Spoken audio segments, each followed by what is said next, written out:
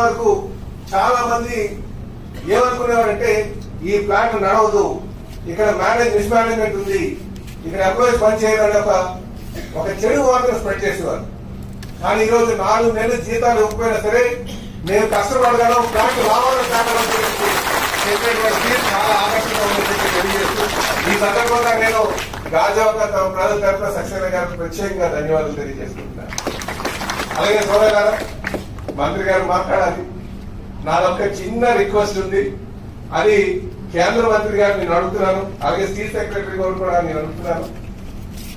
4 నెలల నుంచి ఎంప్లాయీస్ జీతాలు లేవు, వాళ్ళ బాధ నాకు తెలుసు, నియోజకవర్గంలో ఉన్నారు కనుక దయచేసి జీతాలని ఇవ్వాల్సిందిగా కోరుతూ